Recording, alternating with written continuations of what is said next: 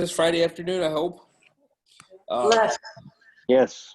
Very good, very good. Welcome to this enhanced coaching. My name is Louis Redmond. I serve as the Executive Vice President and COO for Matt for his companies, various companies, our turnkey business or property management business. And I've been with Matt for just almost 4 years now. It's interesting that I started out as a vendor for Matt. I was in commercial flooring sales. I ran business development for a chain of flooring stores here in the Quad Cities, and I went out and was able to get Matt's business. Obviously, he's the guy, the developer doing the most business in town. So I was able to go out and secure that flooring business, and in the course of working together with Matt for a couple of years, and who is, as you all might imagine, a pretty demanding customer. He got to know the type of service that I provided him as a vendor, and he decided, well, you know what, I'm looking for someone to help run my operations, and we decided it was a good fit for both of us. So that's how I got started working with Matt. I've got a pretty varied background in my work experience. I have a combination of being trained in management in some very large companies. I was a claims manager and regional claims manager for State Farm, and then a state claims manager for Progressive Insurance. So I've had the opportunity to run some very large organizations. At one time I had 140 claims employees, 11 different offices under me.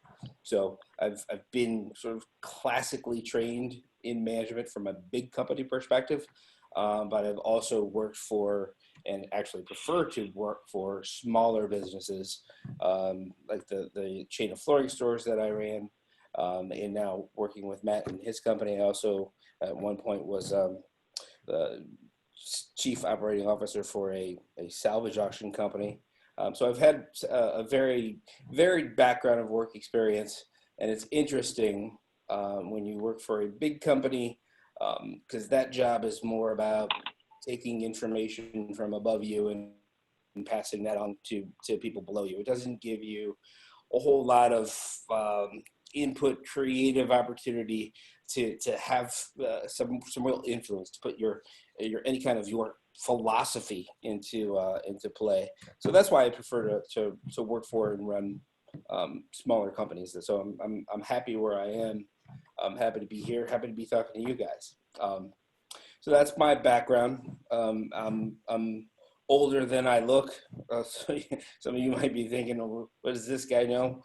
I'm 51 years old, believe it or not. Got 3 kids. My oldest will be 30 this year. She's a doctor. She's doing her residency at Massachusetts General, which is the hospital at Harvard. So I'm pretty proud of her. My middle one, he's 25, and he gets married next weekend. So I'm looking forward to that. I'm actually the best man, which is interesting and kind of neat. Not many fathers get the opportunity to be the best man for their son. So I'm pretty happy and pretty excited about that. And then my youngest just graduated from with her bachelor's in nursing, and she started working as a nurse last week. So lots of work experience, lots of personal experience. Been around the block a few times. So hopefully you'll find some value in the discussion we're going to have today. So topic is KPIs, key performance indicators. And everybody has some idea what they think a KPI is. I'll tell you how I look at KPIs versus business goals and business objectives. So KPI is a measurable value that reports on the progress against some objective. So everyone has goals and objectives, and you might say, I want to make this much money, or I want to do this many deals, I want to make this many sales, I want to acquire this many properties. That's a goal. That's an objective. That's not a KPI. That's not something that you can influence. And for me, the most important part of a KPI is, do you have um, daily influence over that?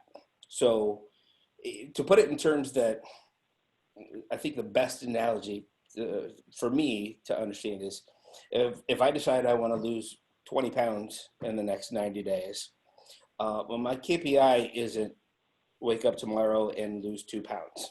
That's not a KPI.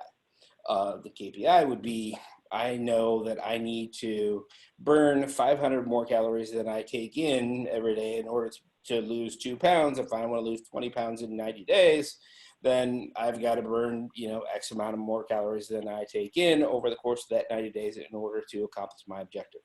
That's how I look at KPIs. And I want to share my screen here.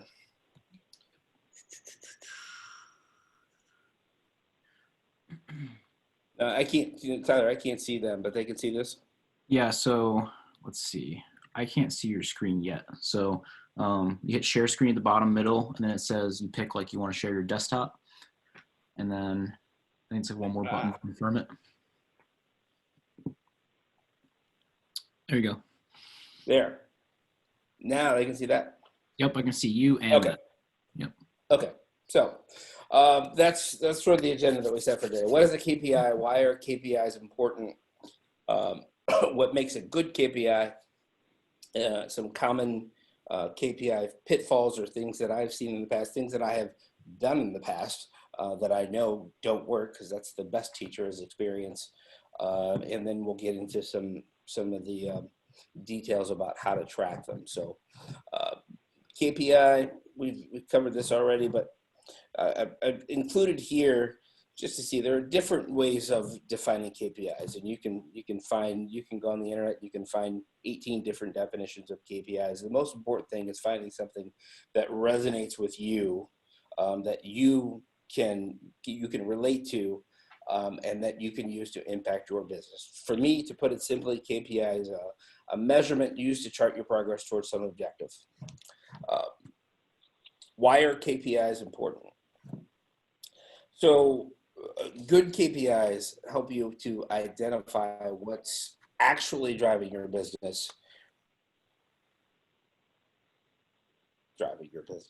If you're not tracking your stats, if you're not and tying those to the actual behaviors that you're doing on a daily basis, and then measuring the results, the outcomes from those behaviors, then how do you know what to change in order to get a better result?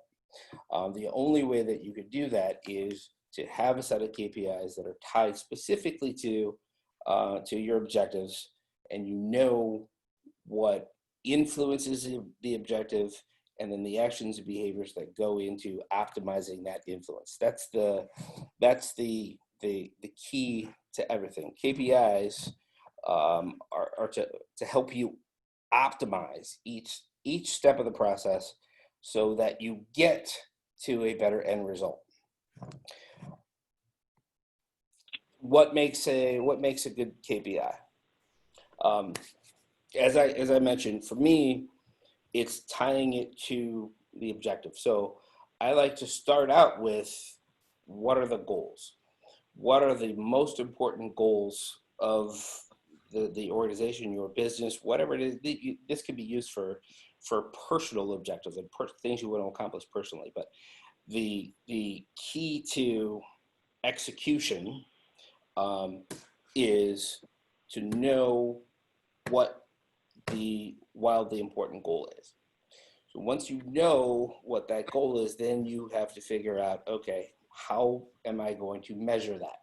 How do I know what I win? How do I know what I lose? If my goal was losing weight, that's my wildly important goal, then I know that the measurement is, am I up weight? Am I down weight? Am I on track to accomplishing those weight loss goals? But how much you weigh is what's called a lag measure. How much money you're making is a lag measure. How many deals you're doing, that's a lag measure. that is the product, the end product of the activities, the things that you're doing on a daily basis to impact your business. Where I want my focus is on the lead measures. I want to know, what do I need to do specifically? What do I need to do every day in order to be able to get to a point where I'm accomplishing that end result? So desired outcomes are just a starting point. You must drill into the behaviors and actions that lead to the desired outcome. That means you have to focus on the lead measures, and you have to keep score. One of my absolute favorite management book is called The 4 Disciplines of Execution, and most of my theory, my management theory, and everything that I do is based on that book.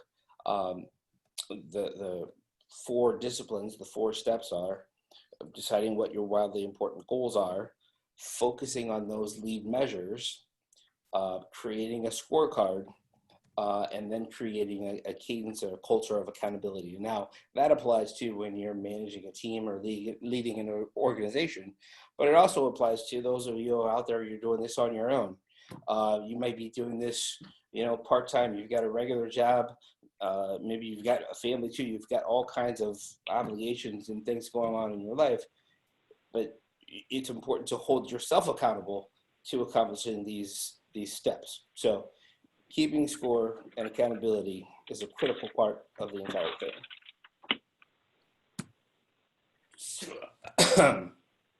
So what KPI pitfalls? KPIs that don't impact the objective. So you may be measuring something and it's a neat measure, but does it really have anything to do with what you're trying to accomplish? If it's not specifically tied to your objective, then it's not a key performance indicator, because that's inherent in the title of KPIs is key performance indicators. If it's not key and critical and crucial to your business, then it doesn't mean anything. KPIs can't be influenced. So there are lots of factors you can't influence. There are lots of things that are outside of your control in this entire process, things you're trying to accomplish in your business. And if you're trying to measure those, there's really no point in that. You need to measure things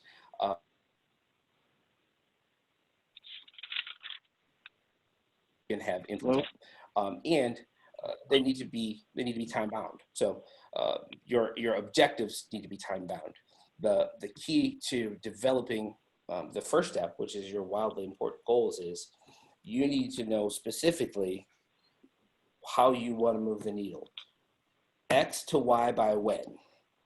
That's one of the most important phrases in figuring out what your wildly important goals are.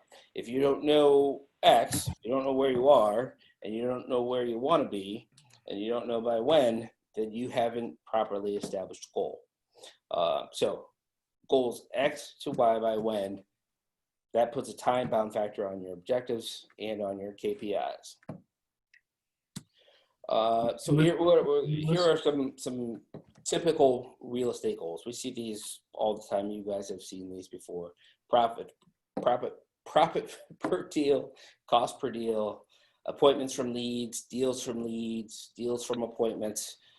These are all good measurements, but they're kind of lag measurements, right? These are the byproduct of the things that you are doing every day in order to accomplish the goals that you're trying to get to. So if you want to do more deals, you want to make more money, obviously profit per deal is a component of that, but again, it's a byproduct. It's a lag measure. It's not a lead measure. So we want to look at how do we break these down into lead measures, and so that they are good KPIs.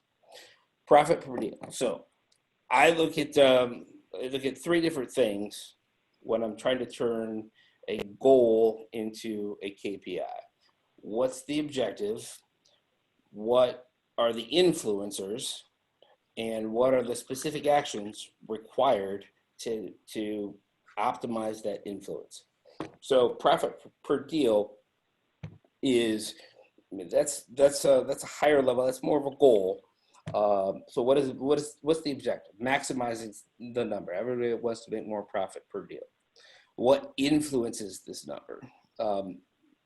Basically, the overall effectiveness of your entire process, from lead generation, appointment setting, rapport building, negotiations.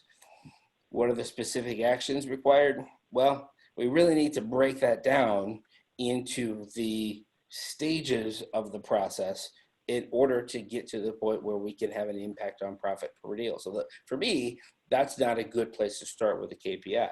We need to break it down a little bit further to get to where we need to be. So part of profit per deal is cost per deal, right? Cost per deal. What's the objective? We want to minimize that number. What influences that number? The quality of your leads, how effectively you turn leads into appointments, more appointments per lead, lowers your cost per deal, strong negotiation skills, lowers your cost per deal. The more deals that you can create off of a fixed number of leads, that's the key to lowering your cost per deal. I'm not, giving you gold here. That's not rocket science. But here's the key to creating a KPI is, what are the actions that you need to take to optimize the influence? And this is the part that I can't tell you. Right? I'm here to talk about what are the sort of the mechanics of creating KPIs. I'm not a deal expert. Matt's the real estate expert. I'm an operations guy. I'm a system builder. I'm a management guy. But I can tell you that what you need to think about, the things that you need to think about to figure this out for your business. So once we know what our objective is, and then we decide, okay, what influences that objective, and then we start talking about what are the specific actions that I need to do to maximize or to optimize that influence. In this case, cost per deal. Test multiple campaigns to determine which ones are the most effective. I'm sure you've all done that. Test different negotiating tactics and measure the effectiveness. The more data you have to analyze, the more that you can figure out what works and what doesn't. That's one of the entire objectives of having KPIs, is understanding, if I do this happens. I want more of this, so I'll do more of this. If I do this, then this happens. I want less of that, then I'll do less of that. And it's based on a trial and error process. So you try something, you measure the results of that. Do you like the results? If yes, do more of it. If no, do less of it. Yeah. Can you do me a favor? That phone number that's in here, can you mute him? What phone number? So hit participants on the bottom, and then you should have the option to mute the one. It's like 1818. Participants. Zoom. I'm sorry. Just jumping in. So back in Zoom. Yeah. Do you see participants on the bottom? Yep. Hit that, and then you should see them pop up. There you go. All Got good. it. That's what that static was, jumping in. Oh, I didn't hear any static. Okay. Except for you. You're good to go. See ya. Right. So that's how we've gone. So we've started to break down profit per deal. So the first step we got into is cost per deal. Now we have something that we can get our arms around, and we can start to get to what are the actions that have influence over that objective. Next would be appointments from leads. What's the objective? I want to increase this number. Obviously, I'm getting, you have to pay for leads, right? So you want to maximize the number of appointments you get from those leads. What are the influencers? Response time. You get a lead, how quickly do you respond to that? Do you respond to it? You might find that you respond to it, if you respond to it too quickly, that ends up in a negative result.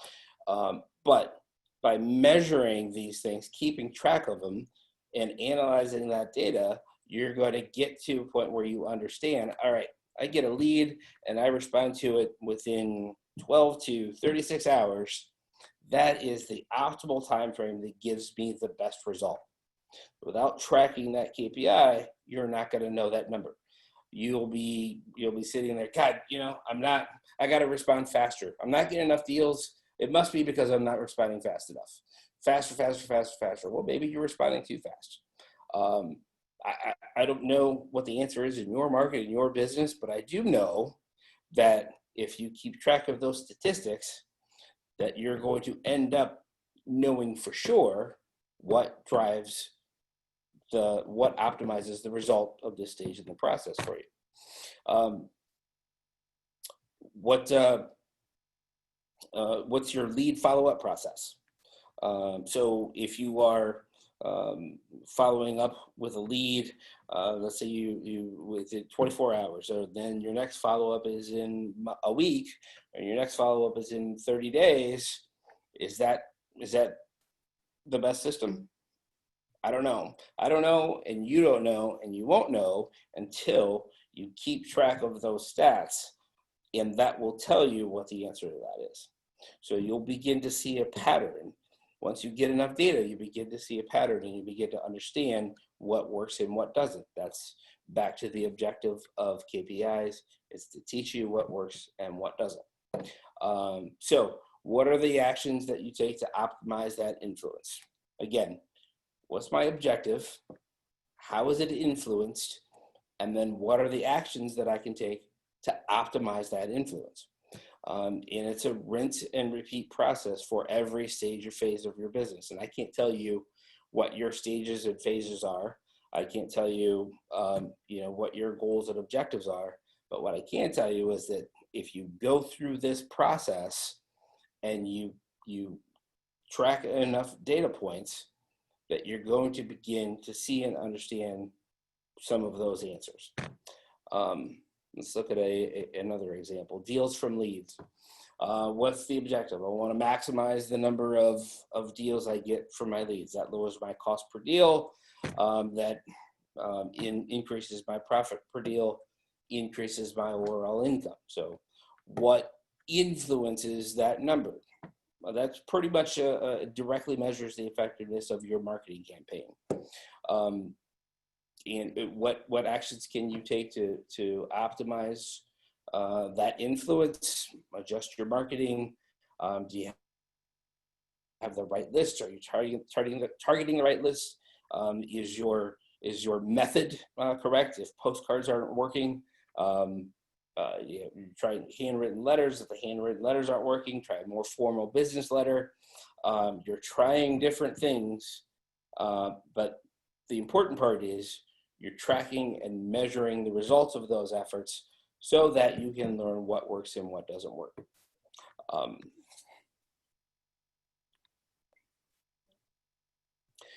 Deals from appointments. Again, what's my objective? I want to increase this ratio. I want to get, if I'm going to go out and spend time on these appointments, I want to get as many deals as possible. This is probably really, really important to most of you because this is where you're putting the time in, right? And your time is money. Or if you're paying somebody to do this, that time is money. What influences that number? Quality of rapport building and negotiation skills. That's what it comes down to. Once you're in an appointment, it's those two things that are determine whether or not you get a deal. So what actions do you take to optimize that influence? You develop different approaches and strategies. If I wear a suit to an appointment, how does that track? How many deals does that turn into? If I wear jeans to an appointment and present myself in kind of a different way, how does that track? Does that lead to more deals?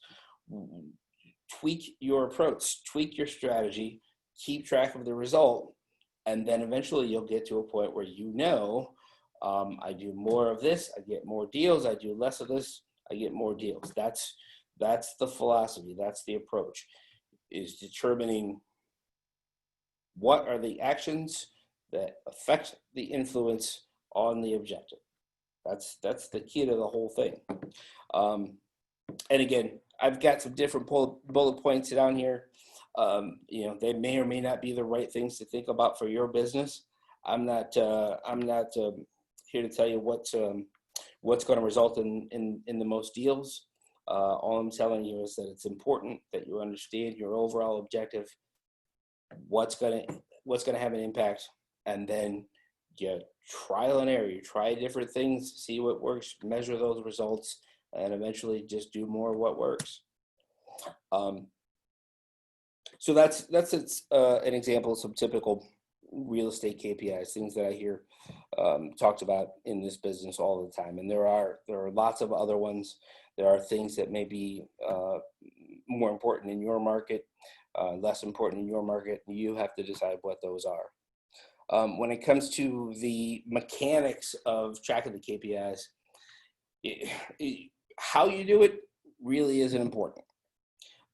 The important part is that you are disciplined and consistent about it. If you start tracking your negotiation strategy, you start tracking that, but you don't keep track of it every day, you don't do it every time, then you're going to end up with data that's not valid. So you have to be consistent about how you're tracking it. You could have a yellow pad, and mark this down at the end of every day, tick marks. This is what I did, or this was my approach here, or whatever. You can use a yellow pad. You could use a spreadsheet. Lots of people use spreadsheets. You can use a product that I like to use called Smart Sheets, which is sort of a spreadsheet on steroids. Whatever you use, and there are canned products, things you could buy out there. Whatever you use, the most important part of it is being consistent, because it's all about accumulating as much data as possible, and then turning that data into actions that will increase the positive results. So be consistent about it. Here's kind of a screenshot of an example KPI tracker. This is something that keeps track of our campaigns. I can actually show them that live in the Smart Sheet, right? Yeah, so I wouldn't mind showing them our overall, because we have like the overall business KPI sheet, as long as there's not sensitive info in there you don't want to share. I wouldn't mind present that to these guys. Right. Let's see. So, by the way, you can see this, Tyler? I can't. I'm still on your spreadsheet or your presentation. You might have to go back. Now you guys know for sure that I actually am 51, because when it comes to this technology stuff, you might have to go back to Zoom and reshare and change. I can see a sliver or something. There you go. You got the Smart Sheet now? Yep. Okay. So this is the Smart Sheet thing that I was talking about. You've all seen spreadsheets before. You've all seen Google Sheets, which is a spreadsheet that you can share with someone else. This Smart Sheet is a product that I like to use because it's got some enhanced features over and above what Google Sheets can do. We'll get into that in a little bit here, but just looking at the information in here. So we're tracking different campaigns that we have, total cost of the campaigns, the number of units being sent, number of leads, response rate, cost per lead. These are all important factors in our acquisitions department and how we determine what we're going to do more of, what we're going to do less of.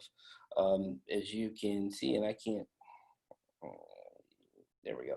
As you can see, looking over here in the cost per deal. So this third notice plus listability, absentee, that's resulted in 14 contracts, 11 closed contracts over the course of this campaign at a cost per deal of $670 versus the Street View postcard and 14 deals there, close contracts, which isn't bad, but it's over twice the cost per deal. Compare that to lead mining, cold calling down here, where we're $4,000 and $3,000 respectively. That's the kind of data and information that we need and we use to decide which campaigns are not only working, not only what's being effective, but how are we maximizing our wildly important goal, our WIG, of maximizing our profit per deal. So, of which a fundamental part of that is what's the cost per deal. So it's not only knowing where you're getting the deals from, but it's also knowing how much is that actually costing you. If you send out 1,000 postcards and you get 30 responses, there's a 3% response rate. Is that good? Yeah, that's pretty good. If that costs you, and you get one deal out of that, and that costs you $1,000, if you made $7,500 on that deal, then yeah, that's pretty good. If you wholesaled that and you made $900, well, then that's not so good. If it cost you $1,000 to get that deal, and you made $900,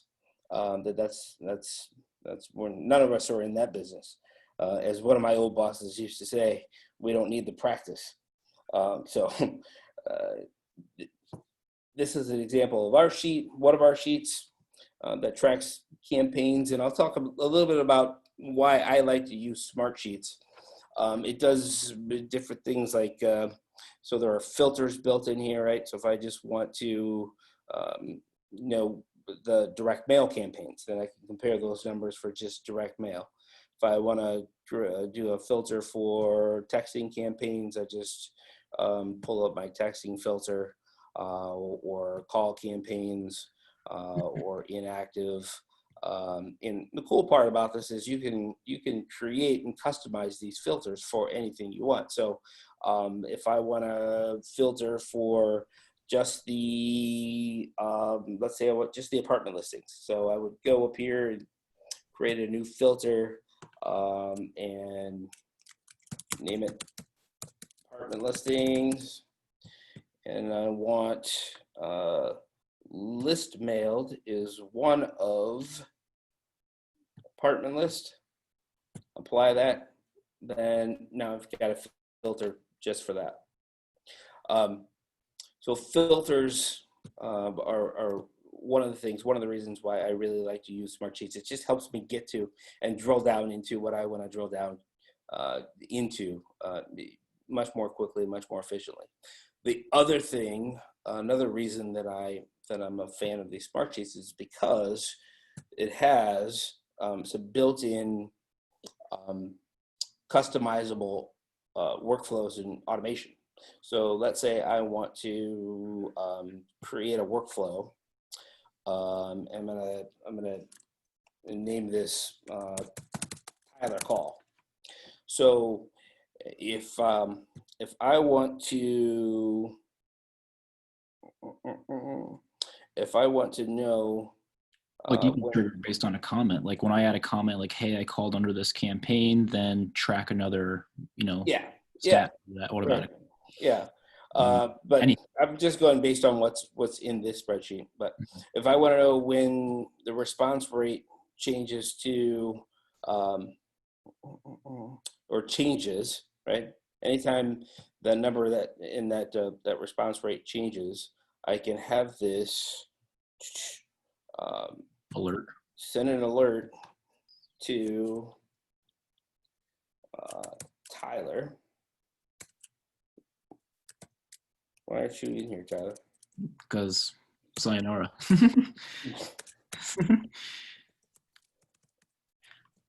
And you can filter that down too, like when the response rate changes to like greater than 3%. Yep. And I can have a customized message here. Response rate change. Tyler, check out the change in response rate on this campaign. and save that.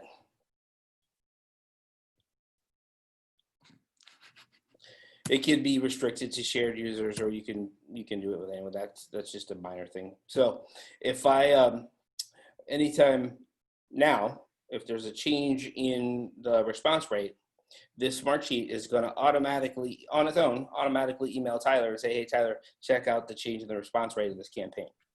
I use that in other sheets, other parts of our business. Let's say in the sheet that we use in our leasing pipeline. So anytime someone, when we get a rental application on one of our rental properties, that information goes into the sheet. And if the person who's doing our approvals, our screening and approvals, if they mark that under review, or if they mark it, let's say they mark it secondary approval requested. So if my screener isn't sure, should I approve this person or not approve this person to rent this place, all they have to do is change that box to secondary approval requested. I now get an email that says secondary review, and I look at it. I can see the information right in the email. I can see the information from the sheet, and I can check the box, yes, approved or denied. And then then Smartsheets automatically emails back my screener and tells her what to do. All from your email. All right from your email. Mm-hmm. When we have an application that gets approved, and they mark a move-in date in this Smartsheet, then the sheet automatically sends an email to our quality assurance guy that says, hey, we got to move in, the lease signed here, we have a move-in date. You need to go out and make sure the place is ready. Make sure everything's good before they move in. So he goes out, he's got his iPad, he sees all the information in the sheet, he goes through his checklist, and then he marks it, yes, it's move-in ready. That information goes back to the leasing department. They know move-in date's good, and everything can move forward. So Smartsheets gives you a lot of power in terms of automating communications with other people. And you could use this if you have people that you're working with, and let's say you've got an appointment setter that's somebody different than the person that's doing the walkthrough. Your appointment setter could then, Mark got this appointment, automatic notification to your walkthrough person, and that checklist can be built into the Smartsheet, goes to the house. All that information is contained in what sheet. People are sharing information, and the baton is able to be passed from one person to the next without there having to be a phone call, a text message, or an email, or anything like that. It just happens automatically. And when you make things happen automatically, that's when you begin to optimize your efficiency. Another example of how I use this sheet is, let's say I've got, we've got our my company scorecard. Back to the subject of KPIs, and this is updated through April. We go through the you got rehab stats, because a lot of these guys are doing rehabs in here. Yeah, there's a little bit about rehabs in this, but this is, so there's different levels of KPIs, right? At my level, I'm looking at the business at sort of a 50,000 foot view. Managers that work for me, their scorecards are going to be a little bit more granular, a little bit more detailed. But from my view, from where I'm sitting, these are the things that I'm looking at on a weekly, monthly basis. And breaks down into our property management operations, our field operations, and our sales operations. So we decided that we wanted to improve our Google rating. So how do you do that? Do you wake up every day and say, "Gosh, I want to improve our Google rating"? Nope. You do that by focusing on the behavior. So now our people are incented in their daily huddles. They have to talk about, here's how many customers I asked today to do a Google review on us. and then that gets reported up to the property management operations manager. Her scorecard says specifically for her people how many times they asked somebody to complete a Google review, and then that translates into how many new Google reviews do we get, how many new 5-star reviews do we get. So in April we got 3 new 5-star reviews. I decided Matt decided that we didn't have enough of our procedures documented. So how you do that, you turn that into a KPI. That's now on the scorecard. How many new procedures did you create each week? So myself, my team, and our supervisors were now responsible to report to Matt how many new procedures did we create this week. There's no guesswork. There's no we think we're doing a good job, or we don't know if we're doing a good job. It's right here in the scorecard. What's our average length of tenancy? How many total units do we have? Obviously, these things are pretty common. Occupancy percentage, rent collected, in field ops, how many rehabs were listed, how many rehabs are open, what's the average days of rehab open, how many turnovers listed. All of those kinds of things are on this higher level scorecard. And this data rolls up to my scorecard from supervisors that I have. Like I said, theirs are more detailed based on what the objectives of their units are. And that rolls up to this sort of master higher level scorecard.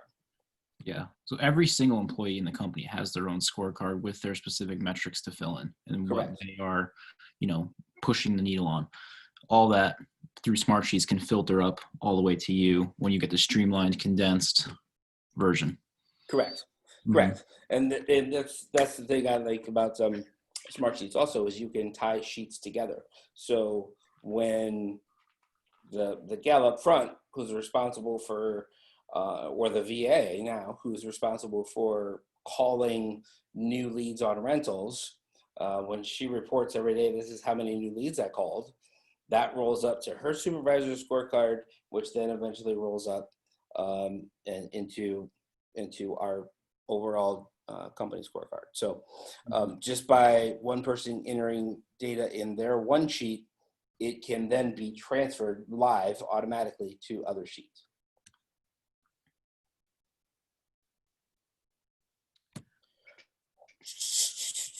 So you have daily metrics. Back to What sheets you got? what's that? Daily metrics on rehabs. Do you have daily metrics for rehabs? Any of those we can scroll through? You know what? No, I don't have that. Okay. Heather has that. Okay. But just to kind of, where are we on time? It's almost time for Q&A. Yeah. So just to kind of to wrap this up, KPI is a measurement to chart your progress towards some objective. It's important because it teaches you, if you use it correctly, it's important because it teaches you what works and what doesn't work. If you break your KPIs down into what are my objectives, what are the influencing factors of that objective, and then what behaviors can I do to optimize that influence, then you have a good set of KPIs. You have something that you can do some trial and error. You can figure out what works and what doesn't work, which is the entire point of tracking your KPIs. Mm-hmm. Then you kind of want to make it be part of the process also. Like, say someone has a job of calling 200 leads a day. You don't want them to make their calls throughout the day and at the end at 5 p.m. say that they did 200 calls. You want them to make a call, log that call, make a call, log that call. So it's not forgotten, right? Yeah, absolutely. Absolutely. And documentation that's our next biggest mountain, Tyler, because we're sporadic at our documentation. So that's the next thing that we have to get great at. But you're absolutely correct. Yeah. You streamline it for the person actually entering the stuff on the scorecard so they actually do it one and you get your proper metrics. Right.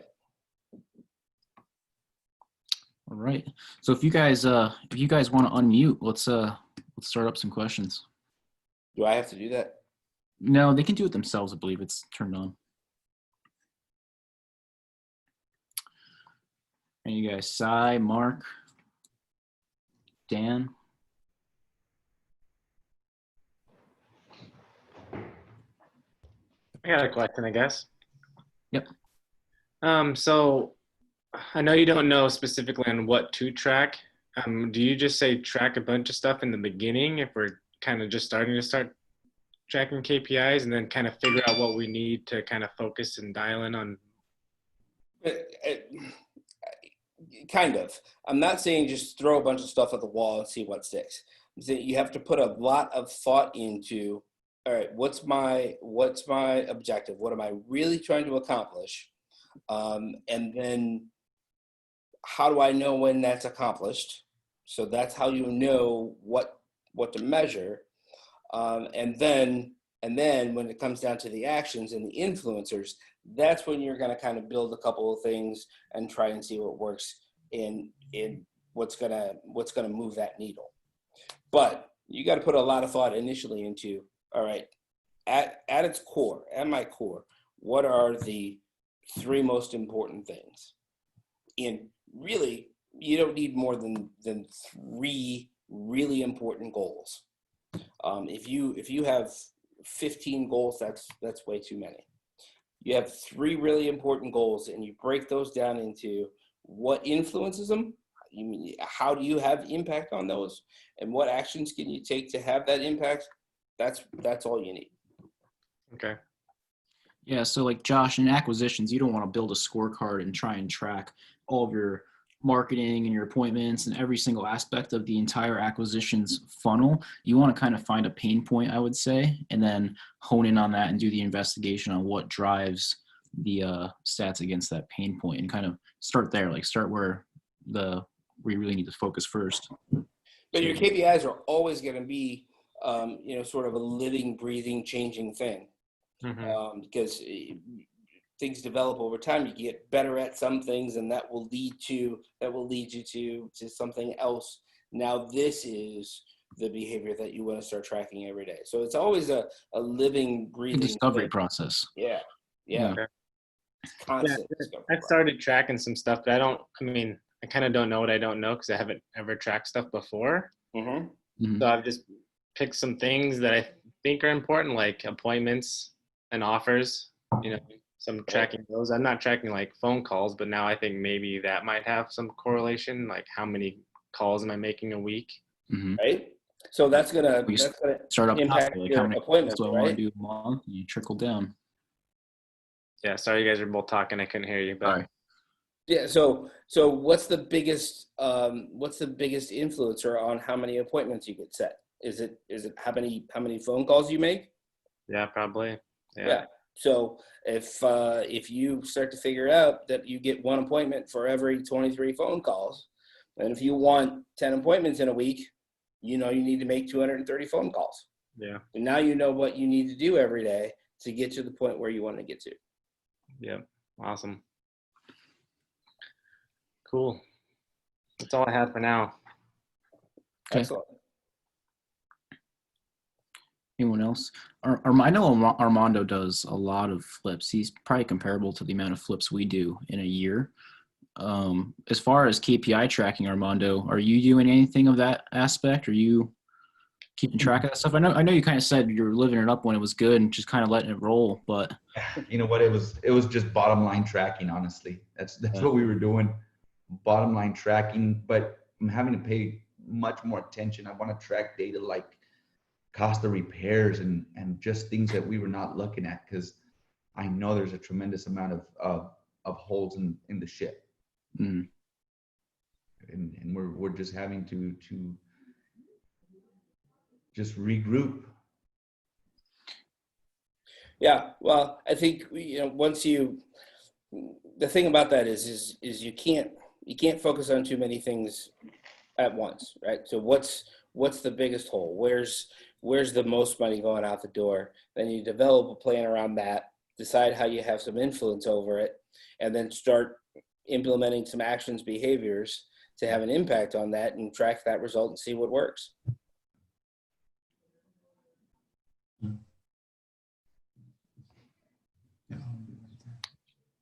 So one book you talked about was The Four Disciplines of Execution.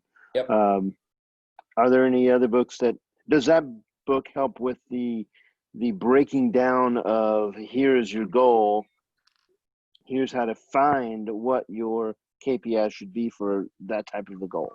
Yeah, it really sort of leads you through the whole process. And, we had 45 minutes to talk about this stuff today. But that book really, really gives great examples. And it sort of leads you step by step from, I've got this huge goal. And then you end up with, all right, what do I do when I wake up in the morning to be able to get there? Because that's what you're really trying to do is roadmap the whole thing. How do you eat an elephant one bite at a time? And that's what KPIs are all about, is breaking it down into specific actionable items, measuring how that's working, and then being able to adjust and do the right things right, do more of the right things right. It looks like Dan linked that book in the chat section there if you want to grab it on Amazon. Yeah, I love that. Good to Great is another one of my favorite books. I'm a big Jack Welch kind of Six Sigma guy, which is that's right in line with KPIs also, and you get what you measure. And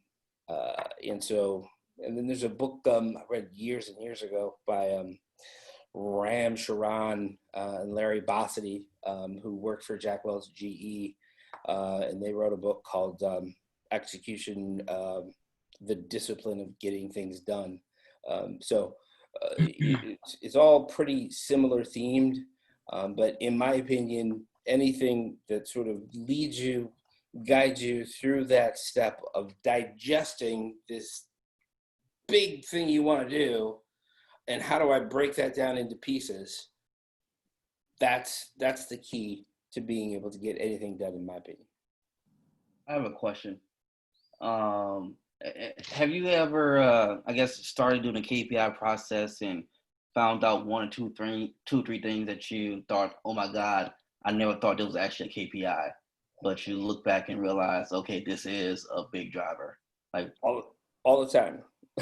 Any examples of like something that might be totally left field that? Yep. That's why it's a constant discovery process. Right. That's why we can't really tell you what to, look for, because you're always going to find something specific to your business.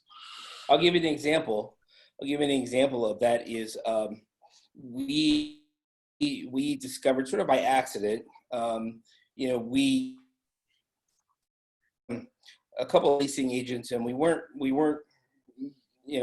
we got some feedback that maybe they weren't doing the right things or saying the right things out on the showing appointments. So we implemented a process just to sort of check up on these couple of agents, where we did a call with that prospect after the showing to see how the showing went. And in the course of doing that, we just did it initially just to check on these two agents to make sure they weren't saying anything they shouldn't. In the course of doing that, we found that just the act of calling these people after the showing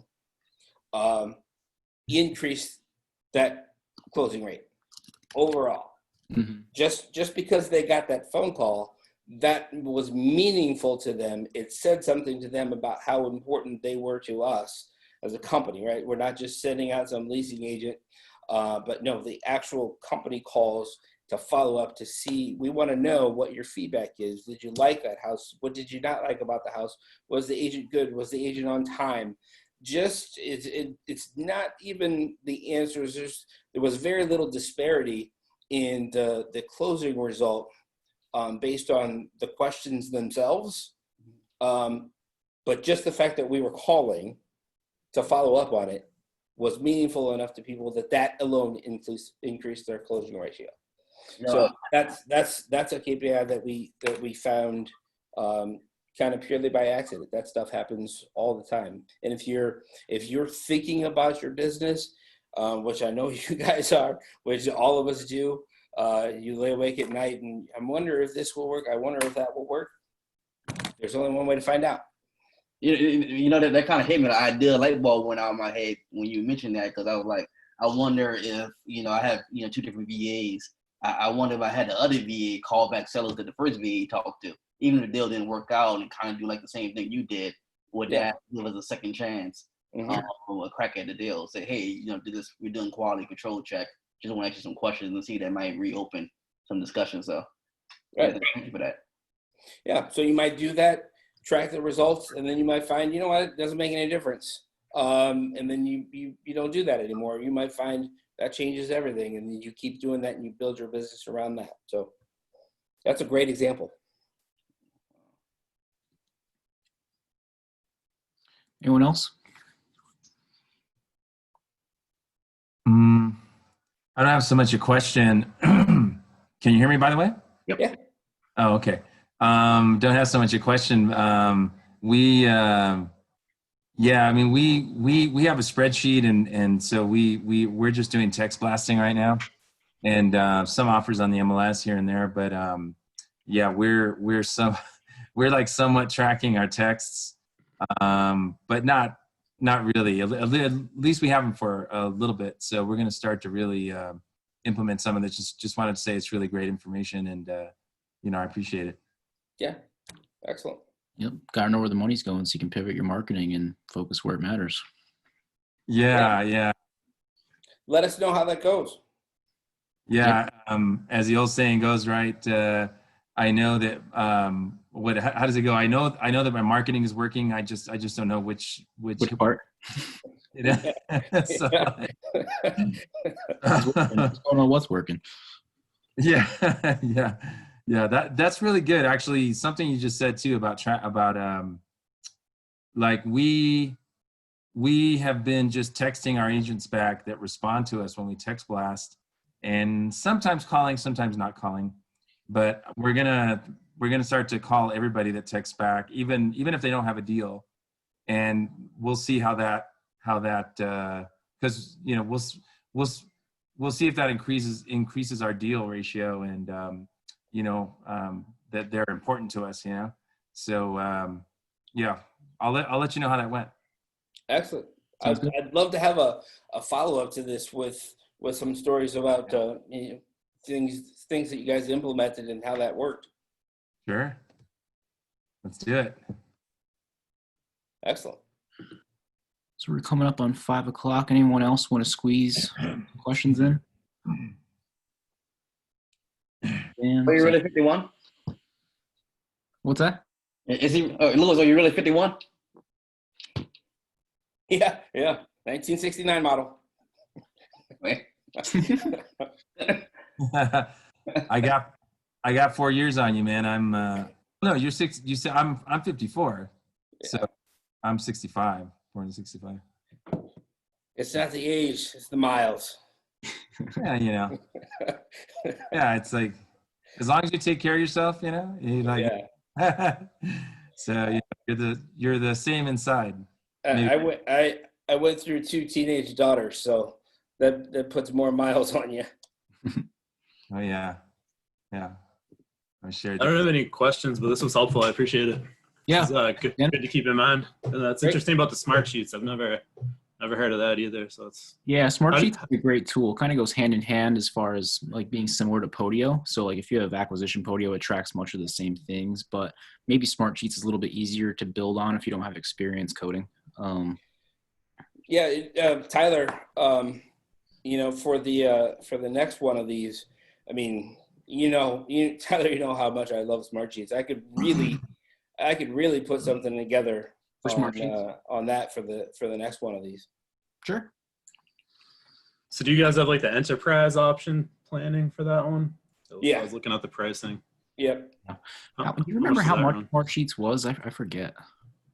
Per user. I don't know. It says individuals $14 a month, business is $25 a month per user. Yeah. And then it says to contact them for anything else. If you really don't have a team yet and you really don't need the automations yet, you can get by with Google Sheets for a while as you're kind of building something out, and then eventually make the switch because you can just import your Google Sheets into Smart Sheets and go from there.